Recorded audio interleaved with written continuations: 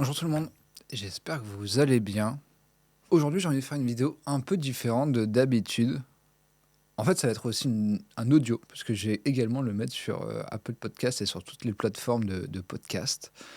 J'avais envie, depuis un moment, de faire une vidéo, un audio, un épisode un peu seul en scène, où je puisse partager tout ce qui s'est passé un peu sur les dernières semaines. Et je me suis dit que ça serait un peu une espèce de journal de bord sur lequel je pourrais m'adresser en fait, à toute la profession, qui a envie, peut-être d'avoir quelque chose d'un peu authentique. Mon but, c'est de faire quelque chose vraiment sans bullshit, sans coupure, très brute, vous verrez, il y a pas de montage dans la vidéo, ça sera vraiment, heu, voilà, très, naturel, c'est l'objectif. Je vais essayer de vous partager dans ce premier épisode un peu, ce qui s'est passé, en fait, avec toutes les échanges que j'ai eus avec les experts comptables, parce qu'en fait, chaque semaine, j'ai pas mal d'experts comptables au téléphone qui, s'intéressent, en fait, à ce que je fais, dans l'accompagnement, à ce que je fais avec Eurofiscalis, à comment, trouver des clients, comment développer des boîtes, comment monter des stratégies et franchement, il y a pas mal d'éléments, je trouve que c'est intéressant, j'avais envie de les partager.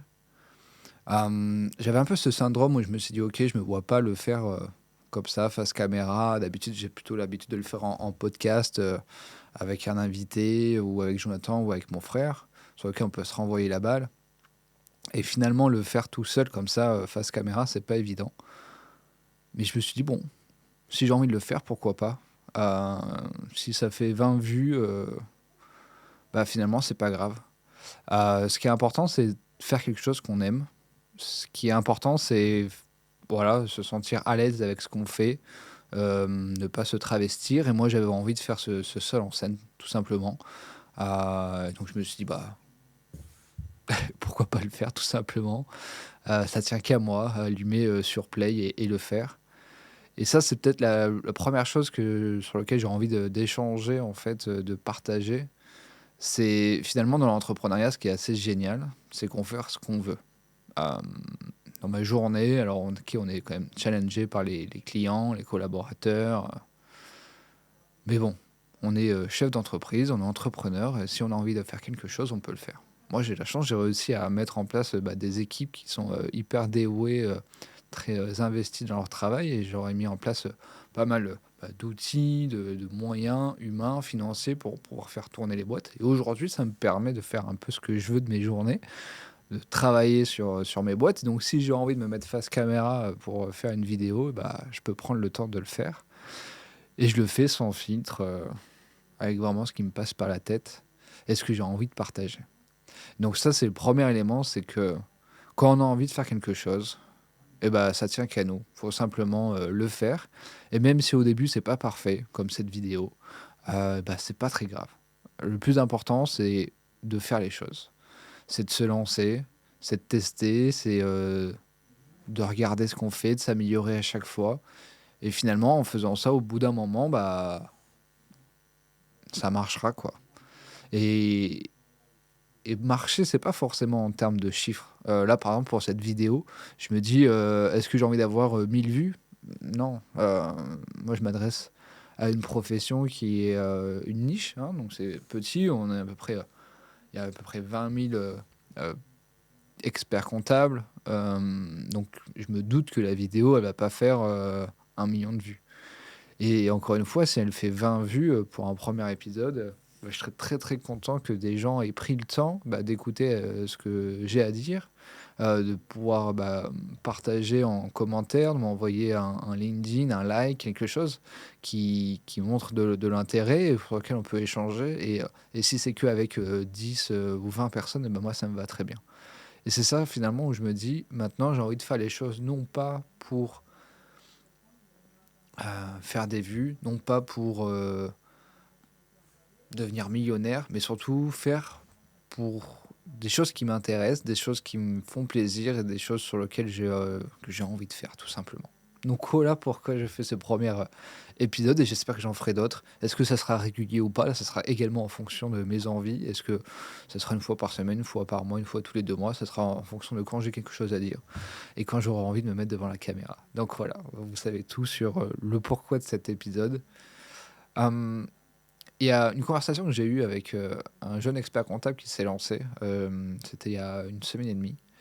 Il est basé en Guadeloupe. Si, s'il se reconnaît, voilà, je le salue, grandement. Il y a quelque chose qui m'a, marqué dans nos échanges et j'avais envie de le partager parce que c'est une erreur, que j'ai faite moi à l'époque et que j'ai pas envie de reproduire et c'est pour ça aujourd'hui que je le diffuse on a échangé ensemble sur, en fait, lui, sa façon de développer son cabinet et je trouvais que il reproduisait un peu les pas que j'avais fait à l'époque et j'ai essayé du coup peut-être de le diriger sur peut-être un autre chemin. Ah d'ailleurs, si je parle du nez, c'est parce que je suis malade et je me suis dit: «Bon, est-ce que j'arrête de j'attends de plus être malade pour pouvoir faire la vidéo?» et je me suis dit: «Non, c'est pas une raison pour pas appuyer sur play», donc voilà. Hem, En fait, quand on monte son cabinet, c'est extrêmement dur quand on n'a pas de réseau, quand on n'a pas de bouche à oreille, de trouver des clients. Alors j'en parle souvent sur LinkedIn, si ça vous saoule un peu avec ça, vous pouvez changer. Moi, c'est un de mes sujets, favoris, c'est de savoir comment faire pour développer des boîtes. Ça soit n'importe quelle de société, hein, mais là, je parle pour un cabinet d'expertise comptable. Comment faire pour développer, son cabinet quand on part de zéro, quand on n'a pas de clients? Et donc moi, je lui ai expliqué, ce système de niche, d'aller sur un marché, très réduit, pour, essayer d'être le meilleur dans ce marché très réduit et que pour moi, c'était compliqué, en fait, d'être sur un grand marché, où, il y avait beaucoup de concurrence et je voyais pas comment se différencier et pourquoi, du coup, une entreprise, viendrait, du coup, dans mon cabinet plutôt que le cabinet d'à côté qui avait, en tout cas, plus d'expérience, qui avait pignon sur rue et cetera.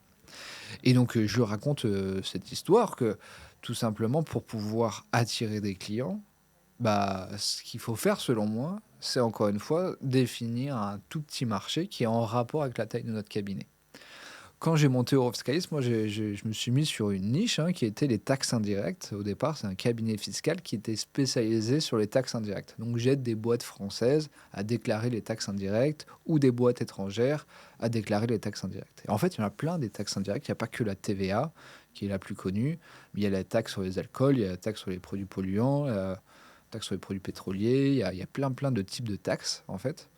Euh, et donc je me suis dit: «Bah, pour avoir du chiffre d'affaires, pour trouver des clients, moi je vais être le cabinet, qui est, un peu 360, qui regroupe toutes les taxes indirectes, taxes sur les boissons non alcooliques», franchement il y en a plein. Et c'était déjà une niche, hein, à l'époque, je pensais déjà que la niche, c'était la meilleure façon pour moi de me différencier. Et en fait, je me suis un peu perdu là-dedans parce que c'était extrêmement dur en fait, d'être, connu, dans ce monde des taxes indirectes parce qu'il y avait déjà pas mal de concurrence. Il y avait des cabinets d'avocats qui étaient déjà spécialisés là-dedans. Il y avait des cabinets, fiscaux. Il y avait déjà tout un écosystème en fait qui existait. Ils m'avaient pas attendu, hein, pour pouvoir le faire. Et hem et c'était dur du coup de me montrer en fait, meilleur que les autres sur les taxes indirectes parce qu'encore une fois, bon, je suis pas avocat, je suis pas expert comptable, et donc j'avais pas plus, de connaissances que les autres sur les taxes indirectes. Et au fur et à mesure, du coup, je me suis dit: «Bah, je vais regarder mon portefeuille, ce qui marchait le mieux», d'accord? Et là où j'ai été le plus à l'aise, là où j'étais le plus à l'aise, c'était la TVA. C'est un sujet qui m'a un peu passionné, donc je me suis beaucoup, documenté, renseigné, fait des études de cas et cetera et donc au fur et à mesure, j'ai vraiment développé une expertise dans ce domaine-là, donc TVA intracommunautaire au départ, où j'aidais des boîtes à comprendre comment fonctionnait la TVA intracommunautaire. Quand on achète, je sais pas, dans un premier pays, on l'envoie dans un deuxième, ça passe par un troisième, ça passe par camion, par avion, par bateau, il y a du stockage, il y a pas de stockage. Bref, il y a plein d'éléments qui font que, bah, les règles de TVA, changent, et donc j'ai développé cette expertise-là et je me suis rendu compte qu'en fait, je gagnais beaucoup plus d'argent, j'avais beaucoup plus de clients sur un domaine où j'avais une vraie expertise, où j'arrivais à me positionner en tant que un des meilleurs dans le domaine et toutes les petites taxes indirectes, annexes, finalement, je les ai abandonnées parce que je trouvais que c'était pas, un, rentable, j'avais pas de reconnaissance dessus et les gens me contactaient pas pour ça. Et j'ai arrêté du coup dépenser de l'argent et de l'énergie dans ces autres taxes indirectes pour essayer de me faire connaître, et cetera. Alors qu'en fait, j'avais déjà un élément qui fonctionnait. J'avais déjà la TVA qui marchait, on m'appelait pour ça, je développais beaucoup de contenu là-dessus, donc ça marchait en fait. Donc ah, j'ai compris que plus j'étais précis dans ce que je faisais et plus j'arrivais à aller en profondeur et à être le numéro un de ce marché-là. Donc finalement, quand j'ai discuté avec, ce jeune expert comptable, quand il me disait: «Bah, moi, pour trouver des clients, je préfère être sur un grand marché parce que du coup, j'aurais plus de chances d'avoir, des opportunités pour avoir des clients». Et ça, c'est une erreur parce que plus le marché il est grand, plus on se disperse et donc moins on est percutant et moins on sera le meilleur dans ce marché-là et donc moins les clients vont venir à nous. Il est beaucoup plus facile en fait d'être le meilleur dans un seul domaine et que les clients viennent vers nous parce qu'on est le meilleur dans le domaine très précis que d'être un peu moyen partout. Parce que le un peu moyen partout, personne en veut en fait. Et les gens, ils vont pas payer pour quelqu'un qui est moyen. Et par contre, ils vont vouloir payer, il y a certaines boîtes qui vont vouloir payer très cher pour avoir le meilleur dans leur équipe sur un domaine précis. Et moi, c'est ce que j'ai fait avec Europscale sur la partie, TVA finalement. Au fur et à mesure, on a, supprimé toutes ces petites taxes indirectes pour se concentrer uniquement sur la TVA. Et aujourd'hui, on a des boîtes qui nous payent très cher pour les conseiller, pour faire leur déclaration de TVA à l'étranger, pour récupérer leur, remboursement de TVA à l'étranger. Parce qu'ils savent que, on est connu, reconnu sur cette place-là, en fait. Et finalement, quand on regarde n'importe quel business, c'est un peu la même chose, en fait. Hem, Plus on est connu, reconnu, plus on gagnera de l'argent et on arrivera à faire une place sur le marché. Il y a, mmh, il y a 3 choses, en fait, je trouve qui est hyper importante quand on fait une stratégie d'entreprise et quand on veut développer sa boîte. Hem, 1 chose, c'est de bien comprendre son marché.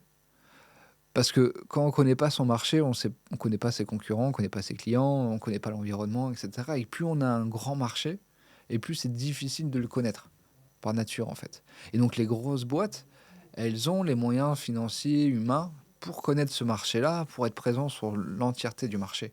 Mais quand on commence, quand on est tout petit, on est, voilà 1, 2, 3, 4, 5 collaborateurs, on peut pas connaître parfaitement un grand marché. Par contre, on peut en connaître un qui est tout petit, qui est en rapport avec notre taille. Et ça, je trouve que c'est beaucoup plus pertinent, en fait. Premier élément, du coup, c'est définir son marché et bien le connaître. Et trouver un marché qui est en rapport avec la taille de notre cabinet.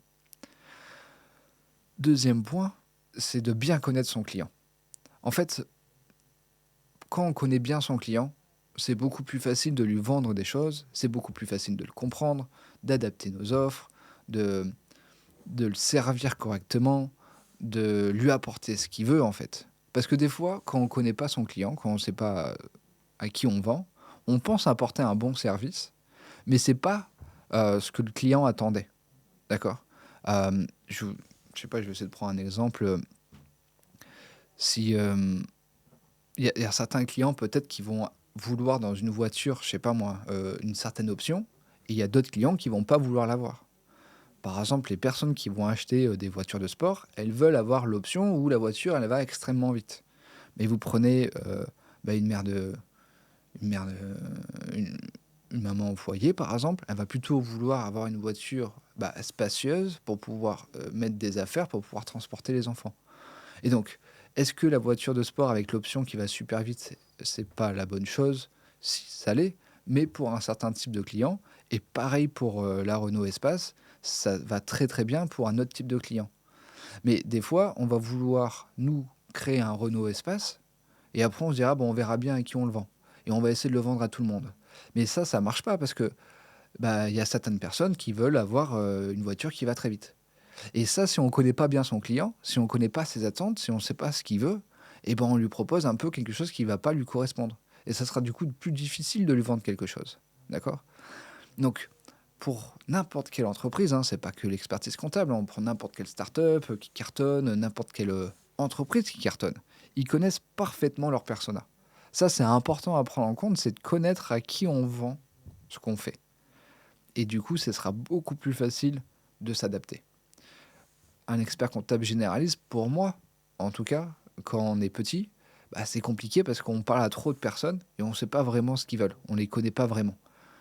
Et comme on ne les connaît pas vraiment, on n'adapte pas notre offre et du coup, on devient une commodité parce qu'on fait juste de la compta qui colle un peu à tout le monde. Mais je trouve pas que ça soit je sais pas, l'objectif du métier, quoi. L'objectif du métier, c'est d'apporter du conseil, c'est, c'est d'être présent auprès de son client pour comprendre son business et comprendre, là où il doit, faire un focus ou dire: «OK, là, tu es en train de te gourer» ou «Là, tu as des charges trop importantes», ou «Là, OK, tu es en train de faire, une belle année par rapport à ton marché». Mais si on ne connaît pas bien, notre client, bah, pour lui apporter du conseil, franchement, c'est dur, quoi. Donc deuxième chose à faire, c'est connaître extrêmement bien son client. Et troisième chose, c'est de comprendre pourquoi un client fait appel à notre entreprise. Il faut comprendre pourquoi le client dit oui quand on lui envoie un devis. Il faut comprendre pourquoi le client dit non quand on lui envoie un devis. En fait, si on ne comprend pas ça, si nous-mêmes on ne sait pas pourquoi un client va nous choisir plutôt qu'un autre, comment le client, lui, va le savoir? Il faut que nous-mêmes, on soit convaincus et qu'on comprenne qu'on ait mis en place des éléments, qu'on le mette en avant, pourquoi on est différent d'un autre.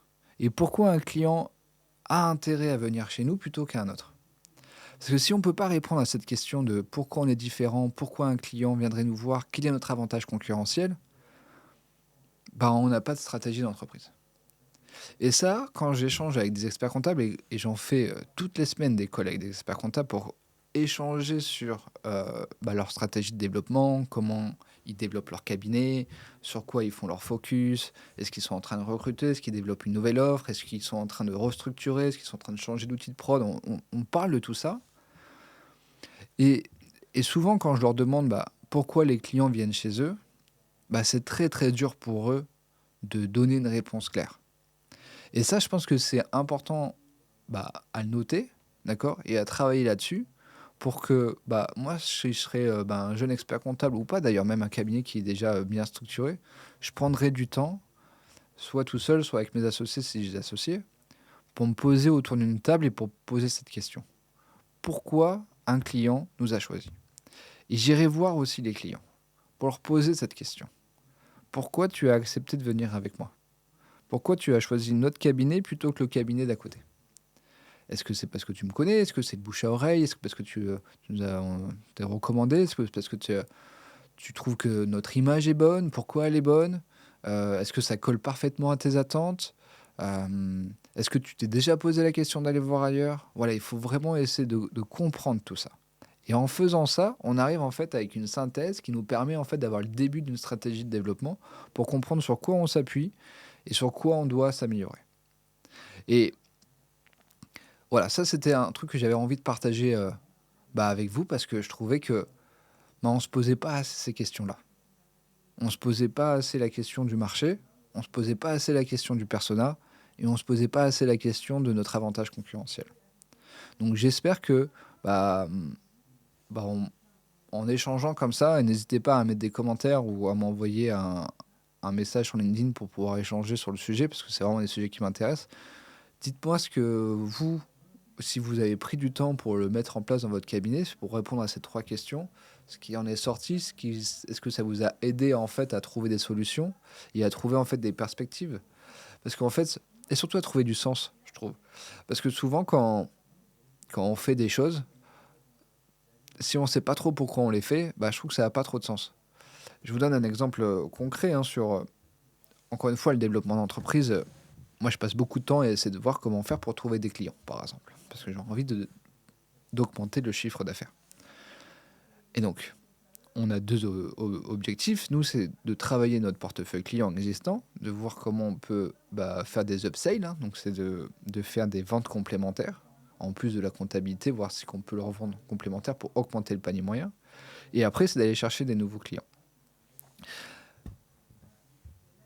Alors, je sais plus trop ce que je voulais dire, mais grosso modo, quand j'essaie de faire ça, je me mets toujours à la place du client pour comprendre, ce qu'il veut et ça, je trouve que c'est vraiment important où nous, on se pose littéralement, hein, autour d'une table comme ça pour comprendre, pour analyser, pour regarder les avis clients chez nous, chez des concurrents, hem, échanger avec des clients. Surtout, on a des clients qui nous aiment bien maintenant, on commence presque à devenir amis. Donc c'est assez facile, en fait, de leur poser des questions, de: «OK, notre cabinet, on est en train de travailler là-dessus. Est-ce que tu peux nous aider? Est-ce que tu peux répondre à ce questionnaire? J'aimerais avoir ton avis». Et donc ça, ouais, j'aimerais bien que dans la profession, on puisse, un peu plus parler, pour moi, c'est parler business, souvent je dis: «Ouais, faut qu'on parle business». Pour moi, parler business, c'est ça, en fait, c'est parler de stratégie d'entreprise, de des clients. Voilà, ça, c'est parler business pour moi. Hem, J'aimerais échanger aussi avec vous sur un sujet qui m'a intéressé, particulièrement. J'ai échangé avec un expert comptable qui a rejoint l'accompagnement là. Il s'appelle donc Tariq, il est basé, près de Toulouse et quand j'ai échangé avec lui la première fois, j'ai essayé de discuter avec lui pour comprendre comment il faisait pour trouver des clients parce qu'il s'était lancé également avec Snilo. Il faisait beaucoup de sous-traitance, parce qu'il n'arrivait pas à trouver des clients et donc pour vivre, il fallait forcément faire de la sous-traitance et je lui demandais si ça lui convenait. Peut-être qu'il avait envie d'être, freelance à son compte, et pour pouvoir faire de la sous-traitance auprès de confrères, que ça lui allait très bien. Et il me disait que non, pas du tout. Il avait envie, il avait fait, son diplôme, 8 ans d'études, il avait osé monter son cabinet. C'était pour aussi, développer, une clientèle, développer un cabinet, et pourquoi pas un jour le revendre. Mais il était bon dans ce qu'il faisait, mais que les gens, ils reconnaissaient pas sa valeur. C'était ça qui était marquant, c'était qu'il me disait, voilà, que techniquement il était bon, que quand il faisait la sous-traitance par exemple à ses confrères, les gens ils étaient contents de son travail, mais qu'il n'arrivait pas à trouver un client, qui voulait travailler avec lui. Et ça où je me suis dit: «Tain, c'est hyper, frustrant en fait de monter sa boîte, de savoir qu'on est bon, mais qu'on n'arrive pas à trouver les clients qui se disent: "OK, c'est lui, lui il est fait pour moi, quoi"». Et c'est simplement parce qu'en fait il n'avait pas, les clés pour mettre en place une stratégie d'entreprise pour développer son cabinet. Et on travaille du coup maintenant sur ces 3 éléments, hein, encore une fois, hein, marché, client et avantage concurrentiel. Et ça permet en fait d'arrêter de faire, tout et n'importe quoi, dans le sens où Tariq, lui, il avait envie de trouver des clients et je pense n'importe quel expert comptable, je prends l'exemple de Tariq, mais je pense que c'est beaucoup d'experts comptables, ils essaient de trouver des clients. Mais pour trouver des clients, du coup, ils tapent un peu partout, dans le sens où ils font au bout d'un moment un peu de LinkedIn, ils font un peu de YouTube, ils font un peu un podcast, ils font de l'emailing, ils vont faire du réseau, ils vont s'inscrire au BNI, euh, ils vont faire de l'email marketing, pourquoi pas faire un webinaire. En fait, il y a plein de façons de faire. Ouvrir un compte TikTok, j'en sais rien. Et ils essayent un peu tout ça parce qu'ils comprennent qu'il faut faire des choses. Mais finalement, il y a rien qui marche trop parce que ils font beaucoup trop de choses finalement. Et, euh, et comme il n'y a pas de stratégie, on perd vite la motivation. On ne sait pas si ce qu'on fait c'est bien et ça fait pas trop sens quoi. Alors que si on bosse justement on se met autour d'une table pour travailler en fait sur ces 3 points. Après, comme on connaît bien notre persona, on connaît bien le marché, on sait ce qui se fait, ce qui se fait pas, comment les concurrents trouvent des clients, par quel canal d'acquisition ils utilisent, euh, le client, qu'est-ce qu'il consomme, est-ce qu'il va dans certains clubs, est-ce qu'il faut faire du réseau, il faut pas faire du réseau, est-ce que c'est en ligne, est-ce que c'est physique, est-ce que quand on connaît tout ça après, c'est beaucoup plus facile de définir une stratégie en disant ok, nous, par rapport à notre marché, par rapport à notre client, par rapport à l'avantage concurrentiel qu'on a, et il faut qu'on fasse de la création de contenu par exemple sur LinkedIn. Et on sait que quand on le fait, c'est réfléchi. C'est pas simplement un matin, je me suis levé, il faut faire ça, quoi. Parce que j'ai mon pote expert comptable, lui, il a fait, il a trouvé 3 clients, du coup, il faut que je fasse pareil. Non, là, en fait, comme c'est construit, ça fait plus de sens. On peut allouer un budget là-dessus, on peut prendre un ghostwriter, on peut prendre un illustrateur qui peut nous aider à faire des images, euh, on met en place un plan média en disant: «OK, bah, il faut que je poste 3 fois par semaine, il faut que je mette des commentaires», et je sais que même si au bout d'1 mois, j'ai pas de retour, d'accord? J'ai pas de demande de devis, je sais que c'est pas grave. Parce que je sais que ce que je fais, c'est bien et que ça va dans le bon sens. Et je sais qu'au bout de 3 mois, au bout de 6 mois, bah, là, je vais avoir percé, le l'algorithme et là, je sais que ça va marcher et je vais avoir des demandes de devis. Mais la problématique, c'est que les gens, bah, les experts comptables, ils arrêtent avant que ça marche parce que ça fait pas sens pour eux, parce qu'ils savent pas si c'était bien, parce que comme ils ont pas mis en place de stratégie, du coup, ils disent: «OK, bah, en fait, c'est pas LinkedIn, du coup, c'est un autre truc». Et il y a un peu cet objet brillant où on change constamment du coup de stratégie parce que de base, on n'a pas fait cette analyse. Et moi maintenant, quand je monte une boîte, et voilà, en tout, j'ai une dizaine de boîtes, donc je commence un peu à connaître l'entrepreneuriat. Je fais vraiment ce travail-là, en amont en fait. De me dire: «OK, je monte une boîte, à quoi elle sert? Pourquoi un client viendrait chez nous? C'est quoi le marché? C'est quoi mes concurrents? Quel est mon avantage concurrentiel? Le client, à quoi il ressemble? Qu'est-ce qu'il veut?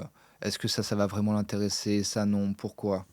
Je fais vraiment ce travail d'analyse qui me permet après de définir une stratégie de développement et sur lequel je sais que je vais pouvoir m'y tenir sur 6 mois, sur 1 an et je vais pas prendre peur si au bout de 3 semaines, ma stratégie ne marche pas. Parce que comme j'aurais fait vraiment cette analyse de départ, bah, je sais que la stratégie, elle a de fortes chances de marcher.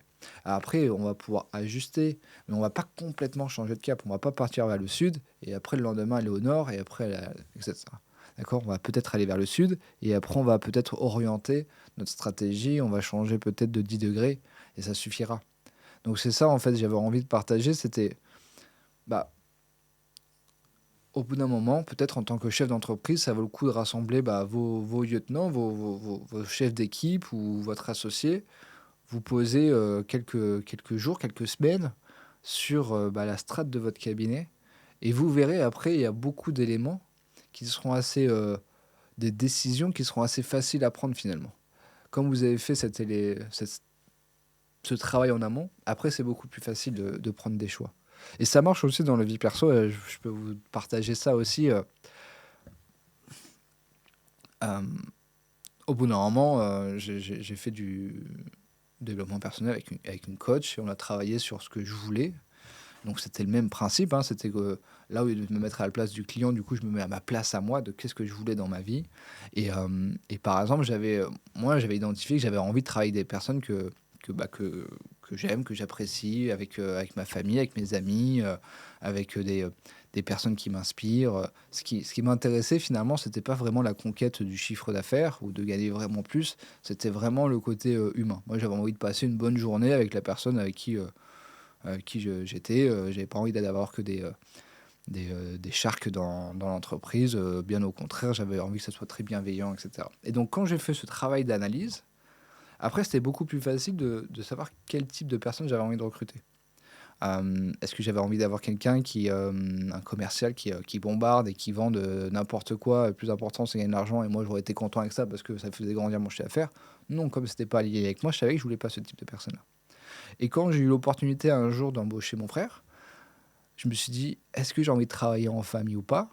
Mais la décision a été, comme ça parce qu'en fait, j'avais déjà fait ce travail-là et donc le jour où j'ai eu cette opportunité, bah, j'ai pris cette décision très rapidement parce que c'était aligné avec ce que je voulais. Alors que si j'avais pas fait ce travail-là, je pense que j'aurais pris beaucoup plus de temps pour prendre ma décision et je serais peut-être passé à côté. Donc ça c'est, encore une fois, ça montre que, bah, des fois, prendre du temps, se poser pour, savoir ce qu'on veut, nous, mais également dans son entreprise, le type d'entreprise qu'on a, comment on trouve des clients et cetera, bah, ça nous permet en fait d'aller plus vite, par la suite parce que les prises de décision seront beaucoup plus rapides, elles seront beaucoup plus cohérentes. Donc voilà, c'était aussi un élément que j'avais envie de vous partager.